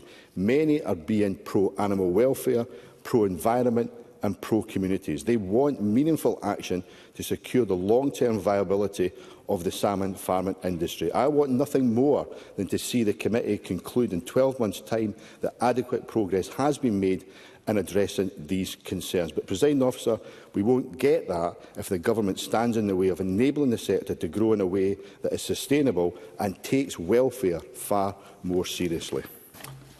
Thank you. I now call Jamie Halker-Johnson around 6 minutes. Mr Halker-Johnson. Thank you, Presiding Officer. Can I thank the RA Committee for all their work in this follow-up inquiry and their clerks for putting together this latest report on Scotland's salmon farming industry. And I also thank all those organisations that provided briefs and insight for this afternoon's debate. Salmon farming takes place right across the region I represent, and as others have said, including Fergus Ewing, it's an important industry for the Highlands and Islands. You're never far from a salmon farm, and the waters of Scapa Flow, where my home in Orkney overlooks, is home to a number of farms.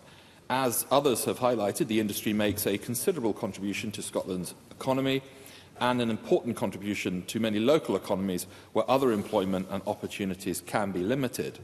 But as we've heard today, there are a number of challenges which the industry and government face, which they must overcome, including the significant natural and environmental challenges members from across this chamber have rightly highlighted. We've heard that some progress has been made on some issues, but I would suggest the majority opinion, and certainly the opinion of the committee itself, is that, and I quote the convener of the committee, Finn Carson, in most areas the sector still has a long way to go in realising the ambitions set out by the REC committee, and that it is evident that changes to regulation and enforcement of the industry have not been taken forward with the urgency called for in 2018. Mortality rates continue to be one of the standout concerns for many members, as is the impact of farms on the natural environment and on wild salmon numbers. And the Scottish Government itself has many questions to answer, namely why it has failed to implement the previous recommendations, which would have led to real improvements in the industry. What is clear from a number of contributions today is that this cannot be another report SNP Minister professed to welcome, but then file away and fail to act on.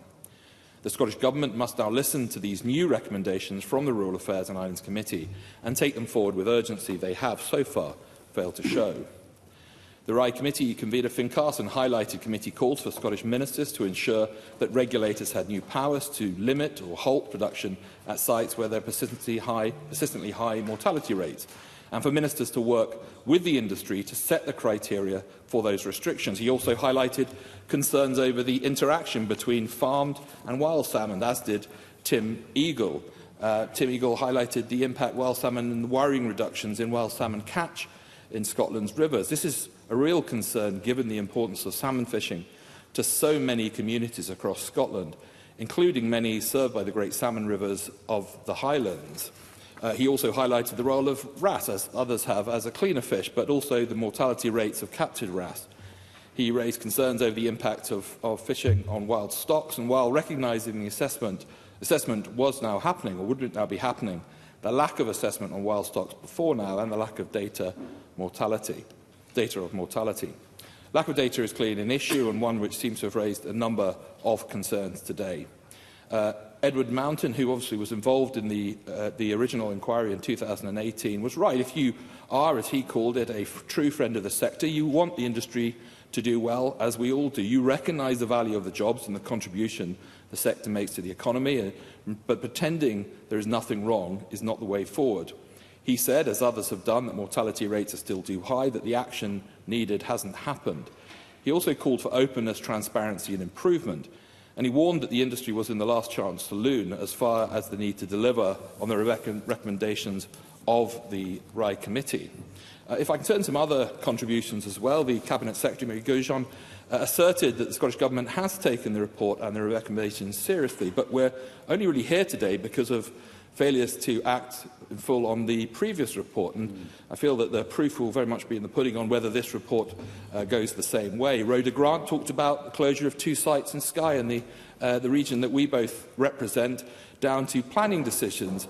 I recognise that. I'm afraid if planning decisions and the slowness of getting planning decisions put through is a challenge faced by a number of businesses, particularly in our Highlands and Islands region.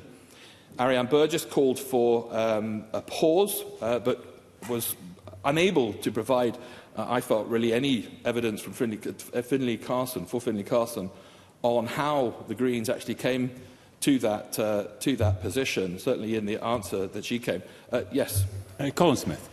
I think that's a fair point, and I remember back in 2018 when we had the debate around the moratorium, the implications of that being discussed. But given the fact that, once again, we've got a parliamentary committee coming to a conclusion that a moratorium should be something that should be considered, surely that's a piece of work that that committee or others should be looking at. What would the implications be if we find ourselves actually seriously considering that option if the progress not be made? Does Jamie Halker-Johnson believe that's maybe a piece of work that should be done to look at the full implications of that? Or we're just going to keep coming back to a moratorium discussion without maybe fully going through those implications? Jamie Halker-Johnson, give you the time back. Thanks very much, Convener. I thank the member for that intervention. I mean, I will say I'm not on the committee. I'm not a substitute member of the committee, and I think that's really for the committee to decide. And I think the report itself makes clear their position on that. But I do welcome the question. Fergus Ewing gave, as always, a very well. Edward Mountain is heckling me with rumbustious, but I think we would say an impassioned defence of an industry that we all absolutely value.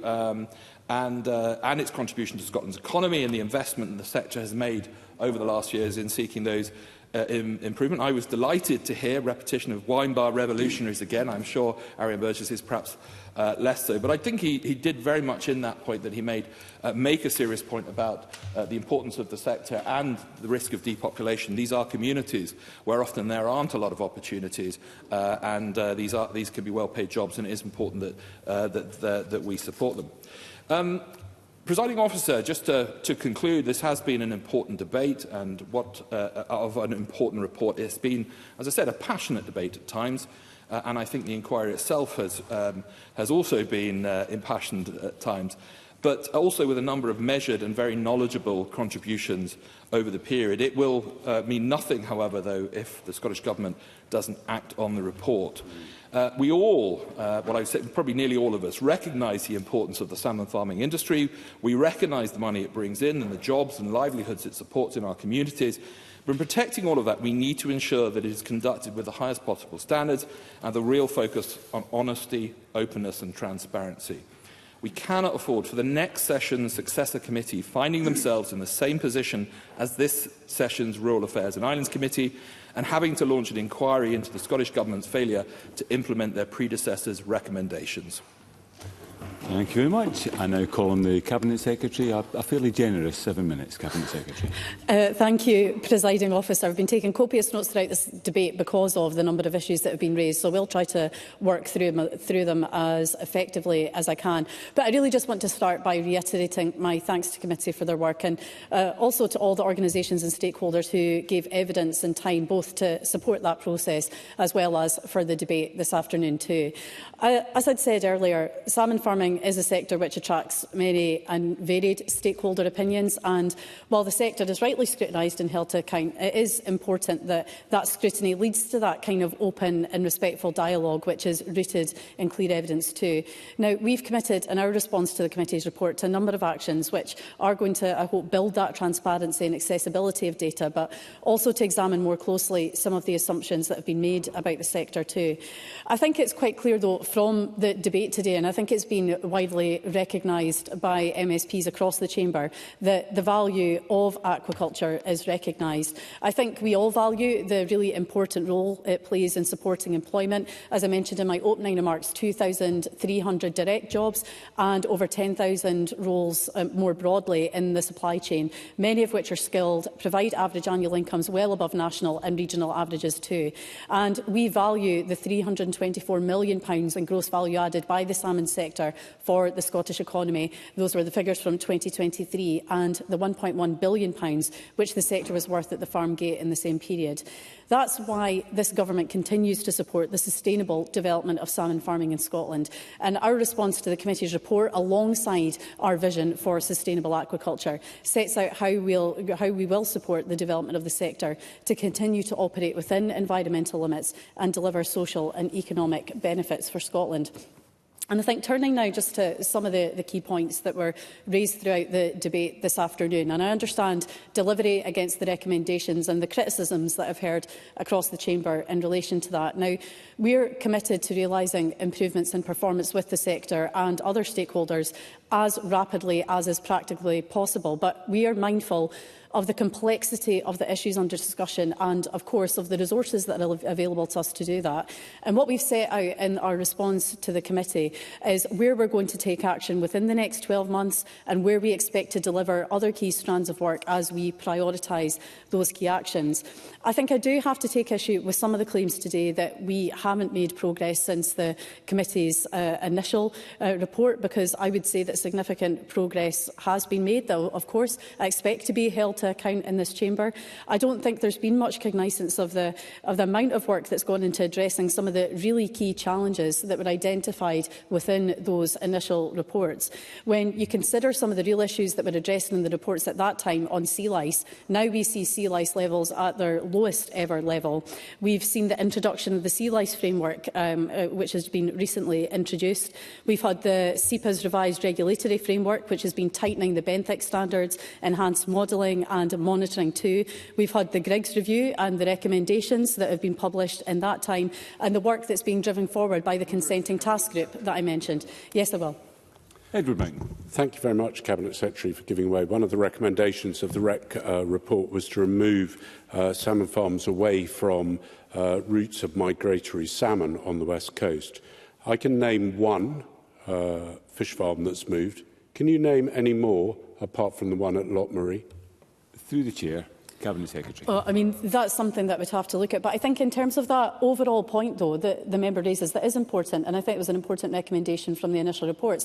I think it's fair to say that some fish farms are in areas where they would not want to be and they would look to move. And I think that's why the work that I've touched on in relation to the consenting task group is really important, because it's about streamlining that consenting process. But hopefully the next stages of that work are also going to look at that, because if a fish farm were to move, it still has to go through the same regulatory processes as what they do right now, which I think is appropriate. But again, that's where the work that we're driving forward through that will be critical.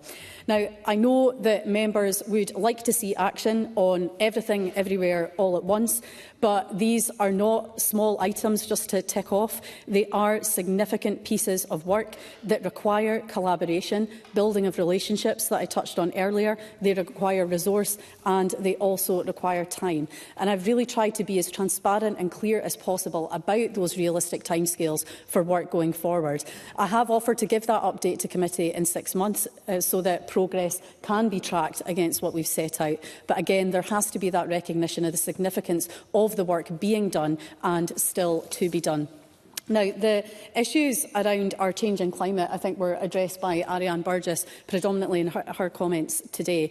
However, I would disagree with Ariane Burgess that because of climate change, that means the sector's days are numbered. Now, there are, of course, new challenges that we see with a changing climate, and the industry continues to invest in trying to address those challenges as well as to adapt to them. And as do we and our research institutions. And I think I would just say that in direct response to, I think, some of the comments that were made by both Rhoda Grant and Colin Smith too. Now, the Marine Directorate has engaged with the Marine Climate Change Impact Partnership to try and improve understanding of climate change on aquaculture. We, of course, as I mentioned in my intervention earlier, funding the Sustainable Aquaculture Innovation Centre. Now, they've done over 70 projects on a variety of different topics, whether that's looking at gill health, optimising fish nutrition, levering in an overall funding total of around £63 million via the Farmed Fish Health Framework. There have been studies to identify practical actions to help address harmful algal blooms. They've standardised mortality recording across salmon farms. They've done work on medicines and their more effective use. And I think that's where I would come back to a point that had been made by Edward Mountain earlier on and some of the assertions that he made. We've seen antibiotic use drop by 57%. So I would dispute some of the assertions that had been made by Edward Mountain that they were on the increase. Now, there is... yes, I will. Edward Mountain. Sorry, I appreciate the Cabinet Secretary's working on figures. I'm using the figures used by the Medicines Directorate as published in the House of Commons, and those are the figures and the percentages they use. Would the Cabinet Secretary, I wonder, sorry, Presiding Officer, if the Cabinet Secretary would like to confirm that she disputes the figures that have been laid in the House of Commons by the Medicines Directorate? Cabinet Secretary. Well, first of all, I want to make sure that we're not talking at cross purposes, because I think the initial figures you used were based on around 2017, if I'm correct, or 2018, around that time. So I'm more than happy to follow up with the member to make sure that we are using the appropriate figures. Now, and I would say that there is and will continue to be much work to address the challenges that our changing climate brings. Now, again, another key point that I think was touched on today was around data and transparency of that. Now, again, I would want to reiterate that more data is collected and published in relation to salmon farming in Scotland than salmon farming in any other jurisdiction, and also in comparison to terrestrial farming sectors. Now, I do not believe at this stage that it's necessary at this time to mandate any further collections of mortality data through legislation. But I do recognise that even though we do publish a lot of data, this isn't necessarily easy for people to navigate, and I've heard that quite clearly from the evidence that the committee heard, on top of the wider frustrations that there were around that. But again, I would come back to the point that I've made throughout this debate today. Any regulation we bring forward must be proportionate, and if I believed that there were issues in collecting data, I wouldn't hesitate to consider that.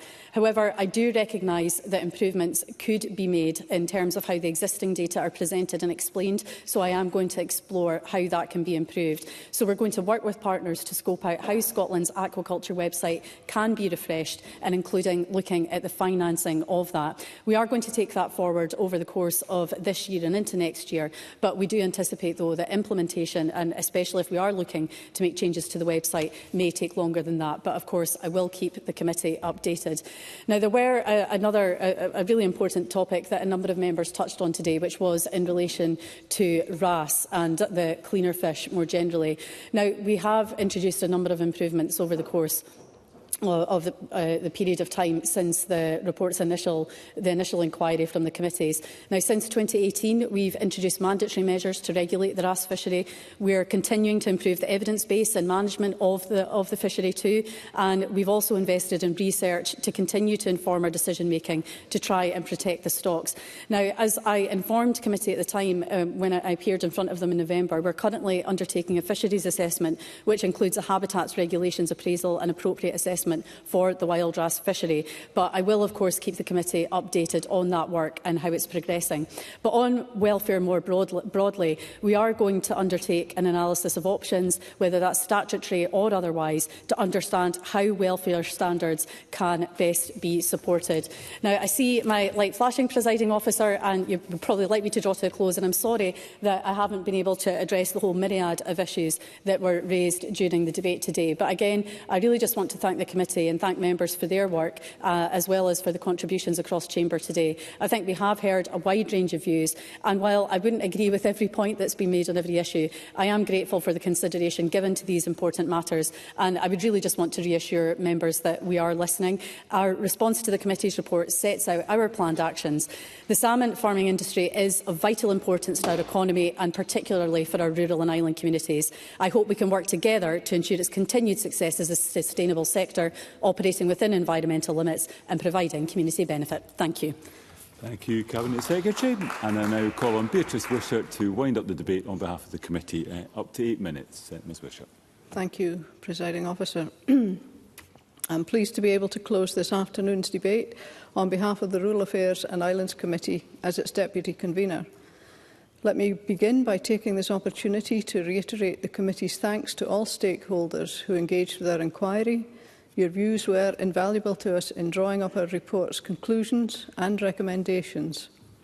I also want to thank members across the Chamber for their contributions this afternoon in what I think has been a mostly constructive and thoughtful discussion about an industry which I'm sure we all want to see succeed in becoming more sustainable. Members, including Rhoda Grant, Fergus Ewing, Tim Eagle, Jamie Halcrow-Johnson and Colin Smith, rightly spoke about the economic and social benefits brought by salmon farming to their communities. They made an important point that the industry is not only directly responsible for supporting jobs within its own sector, but also indirectly through the wider supply chain in areas like transportation, engineering and food processing. I know firsthand how important salmon farming is in my constituency of Shetland. In fact, figures provided to the committee by Shetland Islands Council suggested local aquaculture provides around 400 full-time jobs and makes up around 12% of our island's total GVA. The committee also heard about the local initiatives that fish farmers support through their community benefits funds, as well as the funding made available to local authorities through seabed leases from salmon farm development. However, the committee also heard at our community engagement event in Oban that, for some, the benefit of this funding is not always clearly visible to the general public. That's why we recommended the Scottish Government develops good practice principles for community benefits from aquaculture developments. We think this would help bring greater transparency around community benefit packages and would help to ensure they are tailored to the characteristics of each development and their local communities.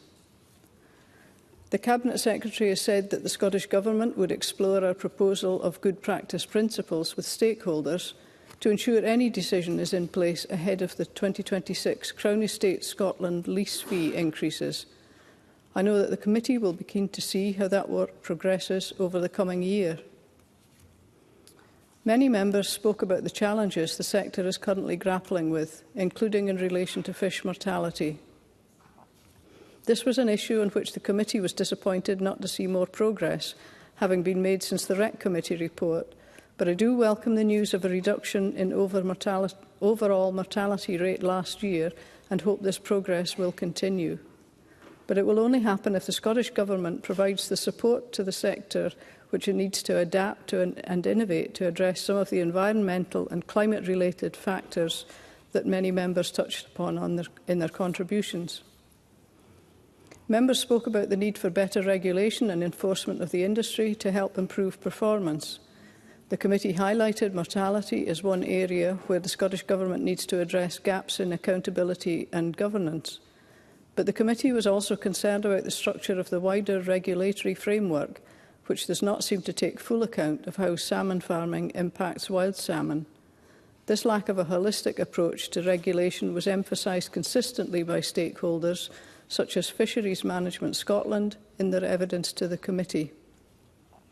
Members also discussed the need for more consistency and transparency in how data is collected and reported on by the Scottish Government and industry. Timely reporting of this data makes it easier to find on Scotland's aquaculture website. Seems a reasonable solution to address the issue. I welcome the fact that the Cabinet Secretary is now committed to modernising how data is presented on Scotland's aquaculture website. This work to improve accessibility is long overdue and could certainly help the general public to understand more about salmon farming and may even help to dispel many of the concerns, myths and misconceptions about how the industry operates. Another key point picked up in the contributions was around the need for improvements to research and scientific evidence. This would develop a more robust evidence base about the environmental footprint of salmon farming and the impact of certain chemicals used by the industry on the marine environment, but also addressing gaps in knowledge about the interactions between farmed and wild salmon. The committee believes dedicated research pens could not only help to answer some of these questions, but help government make better decisions about policy too. Several members discussed the environmental and welfare considerations around the use of cleaner fish in salmon farming. Whilst the committee acknowledged the steps taken by industry and the Scottish Government to better protect the welfare needs of wrasse and lumpfish, we remain concerned by evidence about the welfare of these fish, especially around the high mortality rates being reported and the sustainability of wild wrasse fisheries. I know the Scottish Government is expecting further advice on this from Nature Scot and the Scottish Animal Welfare Commission, and I'm sure we all hope that this will translate into concrete measures to enhance the welfare of these animals. Colleagues spoke about the welfare of farmed fish, and Fergus Ewing mentioned the £1 billion industry. The £1 billion industry has invested to promote good fish welfare at their farms. The committee was supportive of that investment to market Scottish salmon as a premium product. We also noted industry's need to balance treating their fish in order to meet requirements around sea lice, with the potential unintended consequences this may have on fish health and welfare. To conclude, Presiding Officer, the committee recognises the economic contribution of the Scottish salmon farming sector, both as a successful national export and as a driver of economic prosperity in rural and island communities like mine. But it's also clear to the committee that the sector does face a number of environmental and fish health challenges, especially in the wider context of climate change and rising sea temperatures, which it and the Scottish Government must continue to understand and adapt to. Finally, Presiding Officer, this debate does not signal the end of our interest in this issue. The committee will return to consider what progress has been made in implementing our and the REC Committee's recommendations before the end of this session. We expect the Scottish Government to use this time wisely to make more tangible progress in future-proofing the industry. Thank you, Presiding Officer. Thank you, Ms Wishart. And that concludes the debate on salmon farming in Scotland. It's now time to move on to the next item of business.